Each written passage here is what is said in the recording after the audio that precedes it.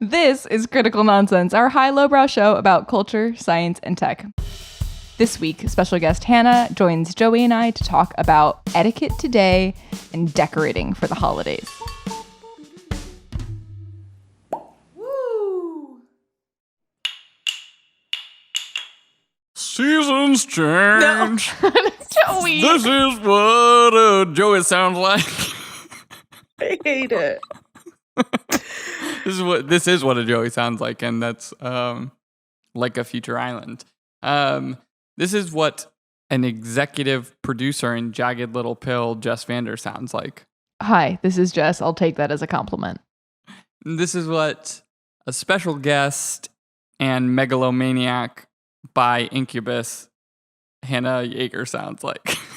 Hi, it's me. I like to. You are kind of just like Incubus incarnate. That's I think it's right. For sure. Yeah. Incubus the band. Oh, You. cool. Yep. Don't know it. Jess is like, Hannah is stunned that Jess does. There's like a stare down happening in our video conference that you can't hear, but Wait, it's entertaining me. Wait, is there? There were just so many entry points for Incubus. Like, there's the music. What's his name? Brandon Boyd was beautiful. Maybe I have. Still beautiful. Can you just sing a song from it so I can see if I remember? Come on, you can do it. You can do Well, it. I'm deciding between there's the "Wish You Were Here" song, right? Mm-hmm. Or what was the big one? Drive. Yeah, Drive was the big one. And How did- Megalomaniac was a big one. It was like post entry into like second Gulf War with Right. Iraq, and it was about George W. Bush. It was actually really good. Wow. And anyways, here we are. Wait, but I haven't gotten the song rendition. She's not going to do it. I'm not doing it. Yeah, I'm okay. not ready. All right. She's all not- right. Maybe at the We end. can try. We can always ask. Yeah, it can be in our special. Thanks. Cool. Housekeeping. Since last week's episode, and having conversations about why are we listening to influencers about things, Ballgate has happened, in which now we need to think of Nicki Minaj as a public health expert. Joey. That's more just to say, like, things are continuing to happen in that arena. That's the housekeeping. Our house is clean. Jess is so upset. If you're interested in learning more about the Nicki Minaj situation, we can send a couple links, add them to the show notes, and you can explore this at your leisure. That's all. What is the situation called, Jess? Well, there's no name for it. It's called Don't- Ballgate. Don't make me. It's don't not called make me say Ballgate. Boy. All right. Well, with a clean house and a clear conscience, Hannah, what do you got for us? I am wondering, I'm from the South. We're very polite people. There are like 20,000 people that just raised their hand to object. I was like, do I agree with that? Yeah. I guess I'm wondering, living in New York the past 8 years, I find moments where my southernness butts heads with the northern kind. And I guess specifically I'm talking about moments of etiquette. When, for example, I am walking into my office building and there's a man walking ahead of me, we make eye contact and he doesn't hold the door. And I'm just like, what the hell, man? Like, hold the door. Hodor. Hodor. So yeah, I guess I'm wondering, like, do we even need etiquette anymore? Like, why do we have it still? And specifically, like, physical in-person etiquette, especially as we like re-enter society. I feel like Jess and I are going to have there's going to be an interesting Venn diagram here. I think, my first reaction to hearing etiquette is like, fuck that. No one should tell us what to do. Like, do whatever you feel like. And then my second reaction is like, yeah, no, like, just be like a fucking cool person. Like, don't be an a-hole. Like, hold the door for people. Like, and sort of like, I'm sort of like circling around, like, where's the boundary between like respect and kindness and etiquette? Because etiquette in my head feels like I go to like high society and propriety and like the perpetuation of like a power structure of like a deference. Yeah, like how you know, how you behave at like a fancy restaurant and the order of the silverware and things like that feel like well, that's just for practicality. You don't need a soup spoon for a salad. Come on. And so, you know, like, I don't know where the concepts break apart between like what is like respect and you know, conscientiousness in spaces, which I think is important, and like what is etiquette and, you know, politeness, and like where these things break apart. Yeah.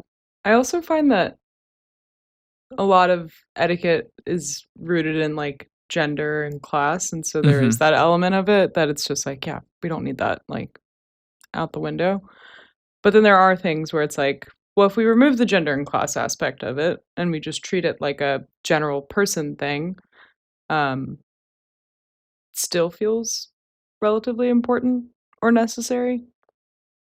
I would agree, but I do think that, well, first of all, removing those elements inherently assumes that now everyone must be concerned with all types of etiquette, which is a responsibility that not everyone is trained to consider or even has like the mental wherewithal to consider, because it's not like you have to have a certain type of observantness, I think, to be able to then anticipate that you should do a thing as a way to act mannerly in you know, in the context of other beings. And I think trying to figure out not just whether it's your job or not, but whether you should even be concerned with it is a new idea for many people. Yeah, I mean, that's where like, so when I was bringing up conscientiousness and you sort of bringing up like self-awareness, right? Like those are measures of like how concerned are you with both your presence in a space and how it's impacting other people. Others, like yes. Conscientiousness is like a thing that can, you know, I guess how well it can be measured is a different question, but it's like in the big 5 personality typing factors, right? Like it's one of the things, like how conscious are you of your impact on other people? And so like in shared spaces, I think like conscientiousness and self-awareness is like important if you're going to continue to share spaces. The question is like, is historical etiquette oriented towards conscientiousness? Or, you know, even in Hannah saying like removing like gender dynamics and things like that and class dynamics, like historical etiquette to me felt like it was like principally located in those things. And so that's where I'm like, yes, conscientiousness and sort of kindness and politeness is important in shared spaces. And a lot of the way that we've historically talked about etiquette feels like stupid and old and outdated. Maybe, I don't know, a light bulb just went off for me, because I think there are 2 parts at play. The conscientiousness part is the awareness, like, are you even paying attention? And then the second piece is the responsibility component of like, now, what are the roles in how we handle this situation? Is it my job to do this? Is it just accepted that like everyone's going to take care of this themselves, and it's not something I have to do for you, it's something that we all do for each other? You know, like what happens based on that awareness, I think, is the tricky piece, because what you're describing, like the historical context, is like that was a script for who was responsible for what, and that awareness in general is worthwhile. And I think what I'm hearing is like maybe that awareness is still worthwhile, but without a plan of who is doing what, the baseline gets really confusing, because it's like, is the baseline that we all don't do anything for anyone? Or yeah, that like makes me think of like whenever I'm like walking to the train, there's like 3 flights of stairs that you basically have to go up to get to my train. And there's always some elderly woman carrying like, you know, the little rolly grocery bag thing. Yeah. And that's always that moment where I'm like, we made eye contact. I am able-bodied. Like, I'm going to offer to carry that. Like, and most of the time they say no. They're like, no, I'm good. Like, thanks. But a lot of times they're like, yeah, actually, thank you. Like, great. And yes. I'm not saying this to be like, I'm a great person, but it's one of those things where I realize like more often than not, I'm the only person that is like looking around on the train platform. And I'm like, this woman has been struggling up these stairs or down these stairs, like with this heavy bag, and like no one has offered. So I think it, like what you do, like, I think the self-awareness thing, especially in New York, is like, that is the baseline with everyone here. Like, that is the thing that I see people getting yelled at about more often than not, is like, pay attention. Like, what are you, like, stop, like, you're being an idiot, like, pay attention.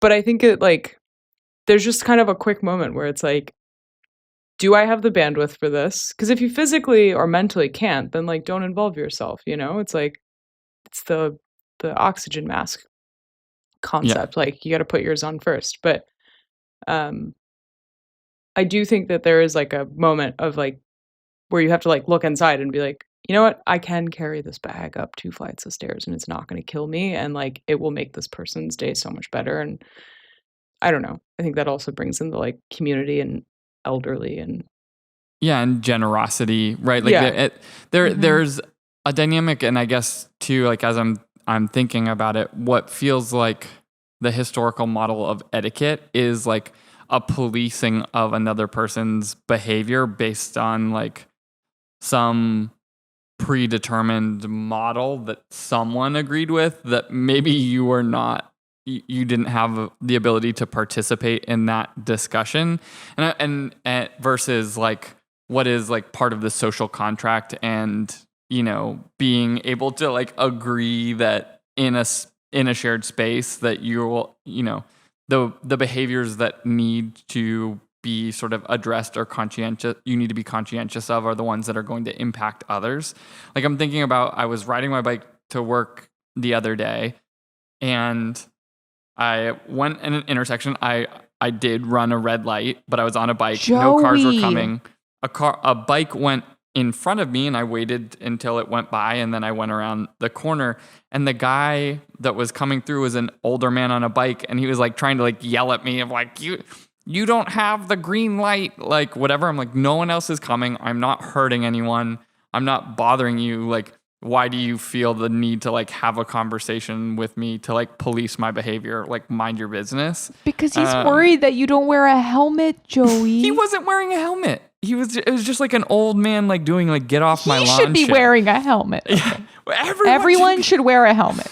But the idea of like, I think that's where the difference is like, do you feel the authority to like judge and make moral judgments on other people's behavior based on like something that you agree with, versus like, is it in any way impacting you? Like, if you go to a dinner and someone like starts with the forks on the inside, like it is not hurting anyone, they ate the food, you can still have a conversation, right? Versus like, where are the behaviors impacting those around you? And that, you know, like obviously we're having that discussion now with conversations about the vaccine in sort of like a very public and drawn out and combative way, where, you know, if people are not vaccinated for reasons that are not health related, then it's having an impact on others by like perpetuating the pandemic. And this question of like what can be policed or not is interesting, especially within the context of like the root of those anti-vaccination conversations being within sort of like conservative constructs, which are often around maintaining a status quo based on like being reticent to change. And in a lot of these cases, the status quo is like one that is largely based in etiquette. It sounds like there is sort of a spectrum on one end, the historical end of etiquette related things that maybe we could universally agree are like up for debate or maybe aren't as great, like things related to authority, power. On the other end of the spectrum is like probably things that we're shifting towards that are generally nice and good, like etiquette for kindness and generosity. I think the midsection is the piece that's really hard to decide, which is like the rules component of etiquette, like setting what the rules are, because sometimes those rules are helpful and like are serving a purpose. And other times those rules are rules for rules' sake, which is why I imagine, Joey, at the beginning of this conversation, you were like, Jess and I are going to have different feelings about this. Joey Exactly being a right. rules hater and Jess being a rules lover. And I guess that's the kind of piece where it's like, what about rules? Like, who decides the rules now that are worth making an etiquette about? Mm-hmm.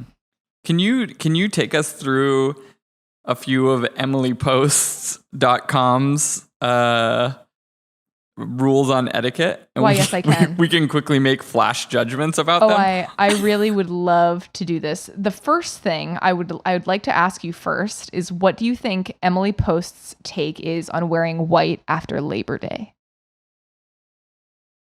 I feel like this is a trick question because it would have historically been don't, but I bet they've updated it.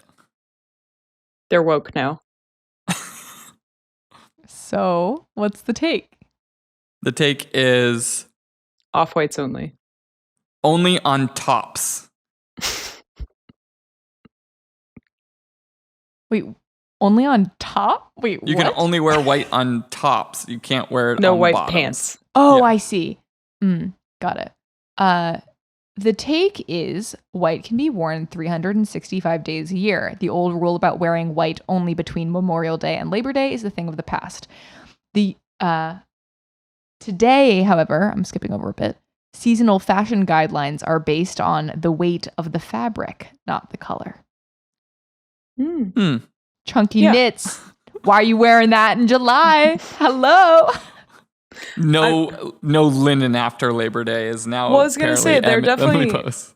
there's definitely moments where I'm like, yeah, it's a little too late in the season to be wearing linen. Like, I have to switch to denim. I will say table manners is one thing that I don't care about anymore. I put my elbows on the table. I eat with my hands if I want to. Like, I never use a knife to like properly like put food on my fork. I use my finger to bump it on. I don't care.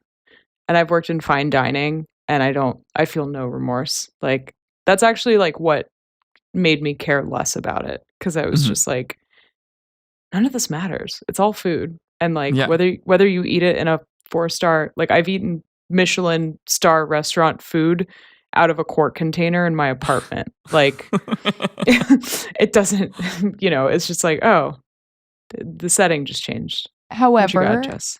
However, if it's a signal of respect to a certain host or setting, the rule makes sense if it's a way to acknowledge that you are, grateful to be there and being hosted.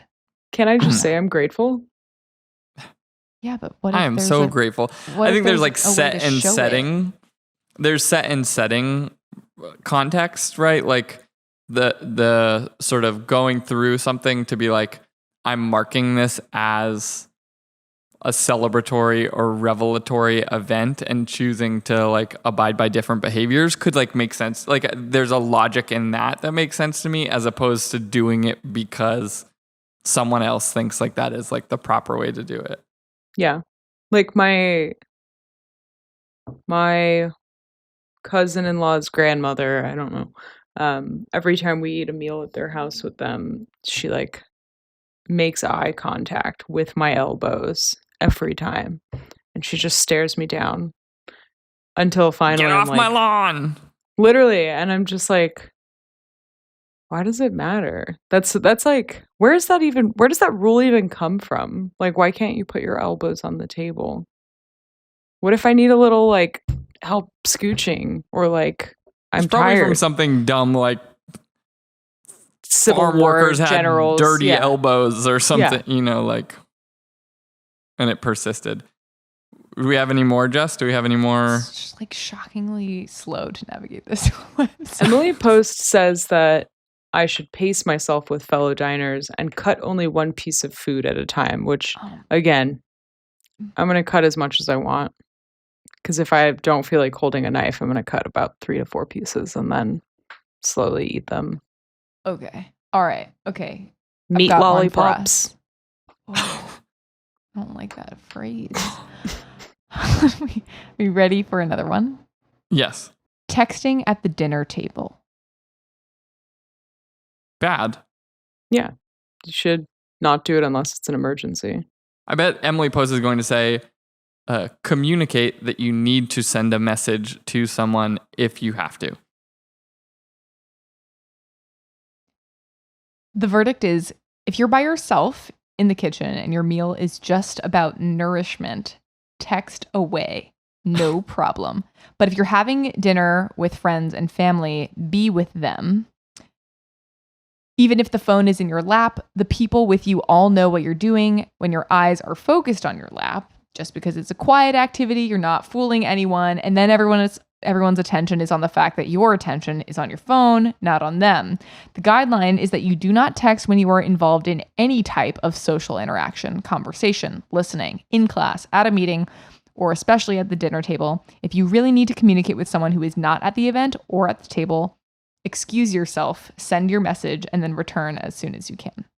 As Alex is texting right now. I like the point too that you brought up, Hannah, about the New York Times moving away from an etiquette conversation to the ethicist, right? Like, what is ethical? Because I think in the one that you just read, Jess, it feels maybe not ethical, but certainly like in that example feels much more oriented towards like being conscientious of like the impact that you're having on the people around you. So whether it's ethical or not, like I'm not sure exactly where like philosophers would place the bounds of ethics and like does that fall into ethics or not, but like that is like an example of just being conscientious of like the feelings and impact that you're having on the people around you, again, which is like I can fully agree with that. Okay, I've got one last one for us. Okay. And I think it's a nice adjacent concept. The subject is how to eat soup the proper way. Out of the bowl. Like just tip bowl to mouth. I mean, it also depends on what culture. In my culture, that is the way you do it.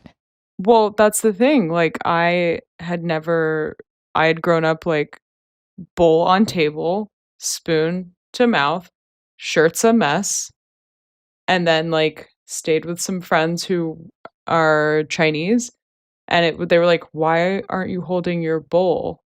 And they were like, "Bring your bowl to your face and eat your food. Like, you're being so messy. Like, what is wrong with?" And I was like, God damn it. So smart. I don't eat soup a lot, and I have like no opinion on this. I don't like soup. I don't have enough experience Joey's in the like soup game. A straw. Yeah. The short answer to how to eat soup is to eat it so you don't make a mess, according to Emily Post. Soup tends to drip off the soup spoon on the way from the bowl to your mouth. You can take 2 steps to reduce the chances of drips. 1, dip your spoon into the soup with the spoon facing away from you. Then scoop the soup away from you rather than towards you. 2, as you lift the spoon out of the soup, gently touch the underside of the soup spoon to the far edge of the soup bowl. This little tap will remove any soup from the underside of the spoon, leaving the drip on the edge of the bowl and not falling into your lap. Also, the third method of if it is appropriate in the cultural setting and in your culture, like I'll take a bowl, chopsticks, rice, mouth. That's not soup, but I gotta say, Emily Post's takes have been much more modern than I was anticipating them being. So, like, good on you, Emily Post, for staying with the times and maintaining the standards of your etiquette guidelines. And as with all sources of cancellation, you just read the next paragraph, and you'll want to redact everything you just said, Joey. Oh, sick. Awesome. Well, the next section says, like, don't one of the eat key soups from foreign countries. What is it going to say? Like, what is it? Only eat American soup. No. But the title does say avoid slurping soup, and I don't even need to read the subject matter to know that certainly in Japanese culture, the slurp is essential with ramen, both for cooling and for taste sensation, and to indicate that you're enjoying what you're eating. It's also a fun sound. I mean, I don't know if I agree with that, because I just love like slurping loudly whenever I'm eating ramen. Like, well, you eat soup with your hands anyways, so it just make Hannah's etiquette guidelines are just form your hand into a convex shape, dip it into the bowl, and bring it to your mouth. Splash yourself. Spritz and try to catch the spray in your mouth. Enjoy. All right, Jess, what is our etiquette wrap-up corner in here? We've gone a lot of directions. Okay, I feel like there are 3 components. The first component is the reason that we have etiquette stems from some social contract. I bet myself $100 Joey would mention the social contract, and now I have earned $100 for myself. I just want $100 from myself. That because of the social contract, we owe some amount of conscientiousness of our presence and how it affects others. And that there's a second component to this of then what needs to be done, if anything, about whatever you have observed. So are you responsible to do something? That can come from a spectrum of sources. It can come from you being generous because you're interested in just doing something nice for somebody, like Hannah, our Southern Belle, helping old lady with their bags. Can also come from the other end of things of historical power plays and authority, which maybe makes people uncomfortable and makes people question why or whether they should even hold a door for you because they are like not wanting to insinuate that you aren't capable of holding a door yourself. And then there's this middle road of a lot of rules. Emily Post has some takes, maybe certain culturally misaligned ones, but generally more often than not feeling kind of okay. And I don't know if we've really answered the original question about why we have it in terms of what is it? Like, what is it that we even have in terms of etiquette today? But we are certainly trying to figure it out. Nailed it. Thanks.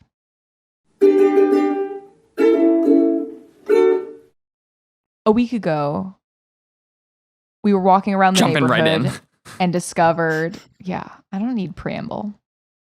Discovered an apartment on the block had already had a skeleton hanging from the door, pumpkin, not a sculpture, but like one of those metal embossing type figurines of pumpkins in the little garden.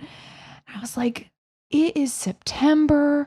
This feels early to me. I don't even know. And now that it is the season of all of the subsequent holidays that come one after another in the next several months, all of which have a lot of thematic symbology. Is that a word? Just like a lot of things that represent the holidays that people want to adorn everything with. And to be fair, I was one of those people who in college decorated my dorm room door and went all out for even shocking small non-existent holidays. So I'll put out my stance on this right away. Obviously, I'm the kind of person who likes to decorate for holidays, but I just think if we're talking about rules and we're talking about like what should be done as the general theme of this conversation, it is also the season of wondering, what are the rules around decorating for the holidays? Well, Jess, do you remember the 21st night of September? Love was changing the mind of pretenders while chasing the clouds away. Do you know they also, for their holiday album, reworked that song to have a jingle track in the background where they swap for the 25th night of December? Genius. It's so smart. Also, now So we clever. know, speaking of Demi Edgewibe, it's coming up. What? What is The coming up? 21st of September is coming, Oh, wow. We're so ready. where he does also his brinkmanship with himself to celebrate the 21st of September and more elaborate ways for the song. Yeah. So, like, your neighbor with their pumpkins and skeletons, too early. They need to break out the earth. Right? That's wrong, When right? in fire. Yeah. Okay. No, it's too early. So we know now autumn doesn't begin until the 21st of September based on the Earth, Wind, and Fire precedents. But I don't know, the rules around decorating for a holiday are interesting insofar as, like, one, what are the holidays worthy of celebrating or decorating for?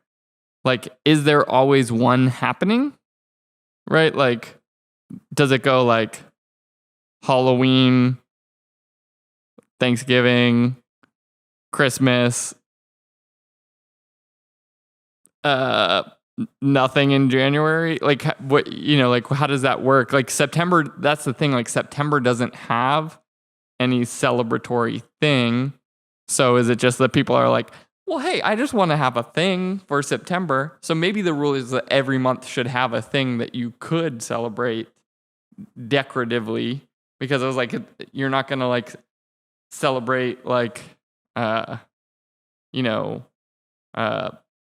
Martin Luther King Day or like Indigenous Peoples Day in, like, a decorative fashion. So it's like between What Christmas if we and did, Joey? Yeah. Also, what if we bring back the decorative wreath? I love wreaths. I think they're so cool. Love Especially wreaths.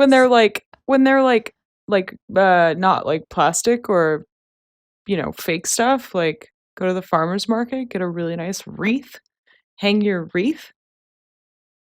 Okay, to Joey, your point, I feel like which holidays are worthy of decoration is not something that we can possibly assert, and that, like, if you want to decorate for your holiday, my take is decorate nuts. for a holiday, and it doesn't, as long as you're respectful in your choices, like, yeah, well, that's its own thing. But to the thing about the wreaths, I think it opens up a very important question, which is implied by what you're saying, Joey, which is, like, there is a limit on how many things you can decorate for, if not for just physical space alone. Like, where do the decorations go when they are not in use?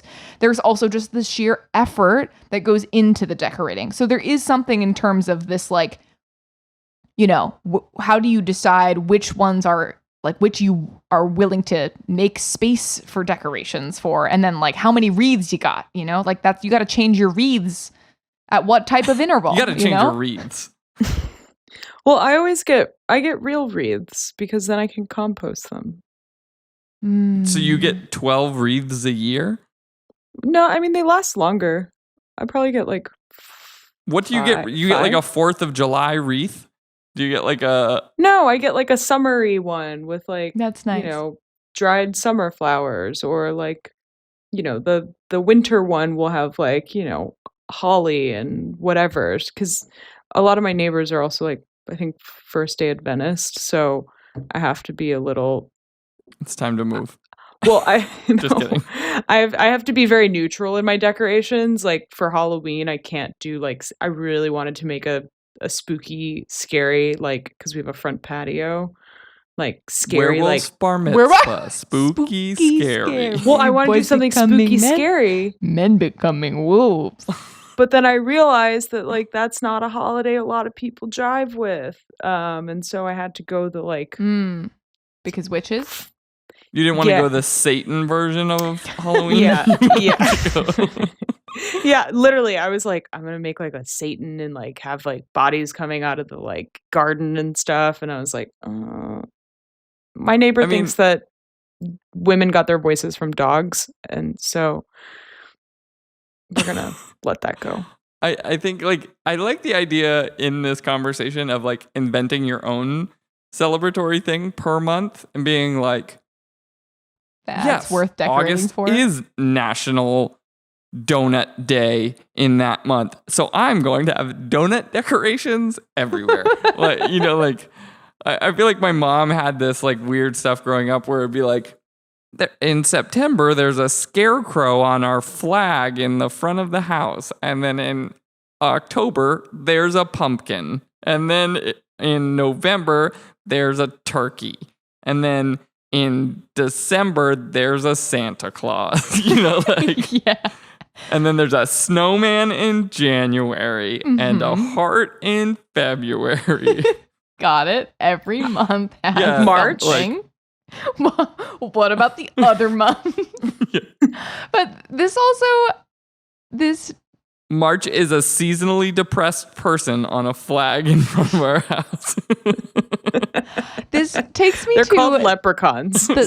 There is another factor of decorating for holidays that is one of a signaling of something, right? Like, it's not just that the holiday is coming, but it is also like it gets you in the spirit of whatever you want to be getting in the spirit of. So if it's donut spirit, fine, but how one expresses the type of spirit that they want to be getting in is a very personal part of holiday decorating. At minimum, it means one, I'm stoked. Like, this month I am stoked. And two, like, I like to party. I don't know. I'm inclined to like ring people's doorbells when I see like cool decorations and just, or like leave a note and be like, nice work. Nice work. I love this. Like, if you ever want to have a beer, like, I'm around. We always gave extra, I don't even know if it was, I don't know if we ever said anything directly, but it was always a point of just appreciation and awe that a neighbor growing up always went so above and beyond on the Halloween decor front, just like really extravagant, like fog machines and like a spooky pathway to the door. And they had this infamous party that they would throw with all of their friends, but still would be handing out all kinds of great candy if you could make it to the door without getting scared because you're little. Just like those people. I don't know. I don't know if you feel this way, Joey, but like I feel like I agree with Hannah. That feels just really good to me. I think it's just like some of it is like just giving yourself like a thing to look forward to is nice, and I think so. Like some people are just like into that like that decoration thing. I have friends who are like very into Halloween. Like Halloween is their Christmas, and they also hold up until October so that it is like you can enjoy it for that month instead of like stretching it out longer. But I think sometimes what happens is just like we don't have a different thing in those interims. So the idea of like giving yourself, even if invented and it's like spaghetti monster holiday, like is kind of nice. Like creating your own cues, like whether or not you decorate or not, I guess like, you know, that can be your thing, and like tchotchkes aren't for everybody, I guess. You know, well, that is the thing, right? Yeah, I was gonna say there's decorating outside and then there's decorating inside. Do you know people that decorate inside? Because my mom. That's amazing. It is amazing. It's really something. It's something. That's what I love. Is like there's like that. Isn't there a guy in New York who like every year puts up like 30 Christmas trees in his like co-op apartment? Like it's not. I know a huge someone. Place. A friend of mine. His family puts a Christmas tree in every room, and there's a different theme, a different Christmas theme of tree and room decor. Because yeah, it's like really amazing. I love It's that. like some of it is fun. Like my mom will have like for the holidays that she does decorate for, there'll be like a candy dish with like holidays appropriate candy. But then it's also like how many Santas are in our house right now and why are some of them super creepy and like baby Jesus is out here too and there's a bunch of baby Jesuses and like there's like clashing versions of Santa and whatever, but it's also like it's kind of fun in that it's a disaster. Well, baby Jesus is also not supposed to come out until the 25th. That was like a big rule Noelle in my house. Her first name is literally Noelle. She's like, I'm gonna get baby Jesus out whenever I want because I said so. Like my mom, I remember being young in the car with my mom and my grandma, and them being like, "Did you see that Lisa is her nativity scene? Jesus is out already. It's not even the 10th. Like, it's a mess." She doesn't know anything about the coming of our Lord and Savior Jesus Christ. No taste. Well, Jess, do you have a wrap up on our tchotchke corner? It's a tchotchke. I don't know if I believe in tchotchkes. Emily Post would say then if you don't believe in tchotchkes, you're decorating wrong. Okay.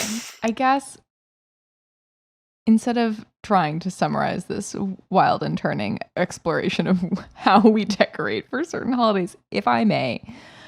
You may. Whatever you do, even just like one small little thing, I think there's just like, even if you're not a big decorating person, I don't know, I would just highly recommend you try one little seasonal something that just brings you a little bit of joy and see if it gets you in the mood to celebrate being alive every season on some regular occurrence tied to certain holidays and or things that are of significance to you. Okay, that's all. I like that you've brought like be here now to like decorate here now. I'm here for your Buddhist practice on decor. Critical Nonsense is a Sylvain production. Brought to you by Spoons for any soup. As always, we'd like to thank executive producer and now Spoon Queen, Jess Vander, as well as Chief Heathen, Hannah Jegart, for being a special guest on this show. Did you know, side note, one of my proudest creative moments in the same context of our last week's episode was developing a children's book series called The Adventures of Spoon, where Spoon, the hero with companions Fork and Knife, got into all sorts of hijinks. There are 2 books of this that I wrote in my youth, and I still think it is a genius idea. Copyright circa, I don't know, 2005? Anyway, I digress. Thank Alex. You have a job. Good back. Also, I'd like to thank sound engineer and going to somehow make all of this fit with the backtrack working, Alex Contel. We would very much like to thank our program management and production help from Les Jacobs, because he is the chief etiquette officer. Well, actually, he's not really a chief etiquette officer. He's really just like the old man on the lawn yelling at the clouds. What? Okay, all of that programming coordinator, and you're not an old man, Les. We think you're great. Okay. Also, he can't hear you because he's yelling at clouds right now. Special thanks to production help and wreaths of my heart, Sarah Gilbert and Nora Mestridge. And as always, sorry, Ellen. Sorry. Special thanks, wreaths of my heart.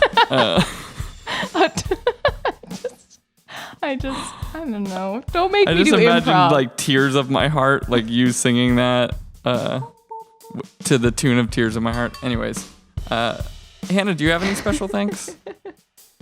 Seventh-day Adventists? No.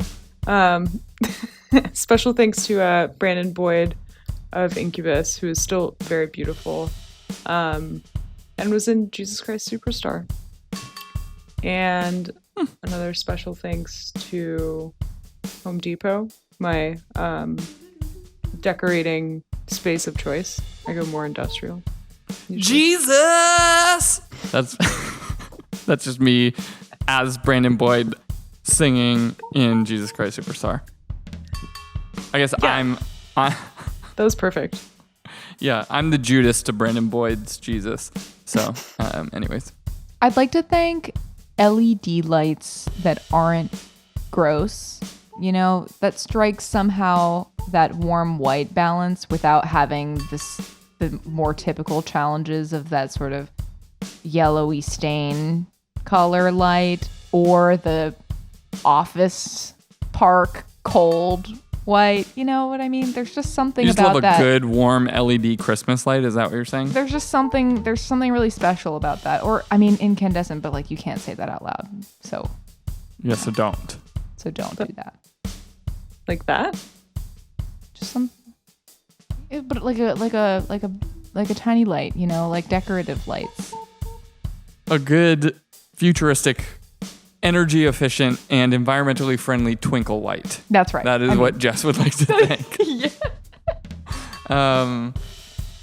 I would like to thank my dad for performing in the local Catholic Church presentation of Jesus Christ Superstar as Pontius Pilate in probably like 1999. Big Polly killed it. A bit of a burly Pontius Pilate, but I mean, he's just a large man. I think Pontius Pilate was probably a little bit more effete, a sort of wealthy, soft leader, whereas Big Polly was, grizzled Pontius Pilate. But I think he captured the heart of what. Paunchy Pilate? Yeah, he was paunchy. My goodness. If I may, I would like to thank the friends who supported me through the really dark times of freshman year where some really mean person stole my Chinese lanterns that were outside of my dorm that I had made in pure wholesome spirit, and they were so mean. And so then I made a new one and put it up, and then somebody else, probably the same person, took it again. And I was so devastated, and all of my friends really backed me up. And it was a really defining moment of my life. So, Did you ever thanks. find them? I'm pretty sure I just saw who it was. There's ongoing litigation. Eventually, She can't speak about but it was just like someone being a bully on the subject of holiday decor. And also, like, was that like culturally problematic as well? Like, do you have a problem with Chinese New Year celebrations? I don't even know. Suffice it to say, they just have a problem with the pure of heart, and that sounds what like I'm their saying. problem, not your problem. I just feel like decor. Joey, sounds like you did it. Support Joey. No, you would never do that because it would hurt my feelings. I think I was doing a lot of traveling to the greater Detroit area when you were in college for work. So I will neither confirm nor deny whether I made a trip to Ann Arbor to sabotage your freshman dorm doorway decorations. So you're making it sound like this was a small deal, but it was defining. Anyway.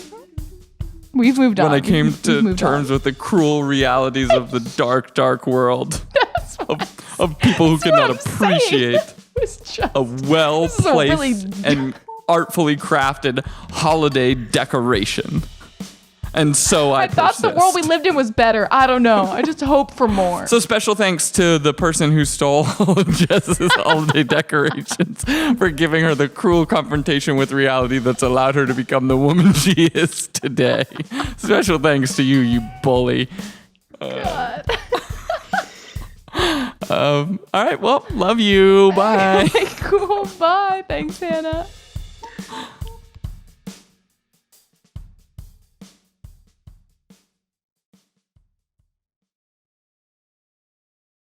Francisco, please cut this eventually when you get to the edit, as I am loading and it is taking a long time. Still loading. Oh my God, this is so insane. Yeah.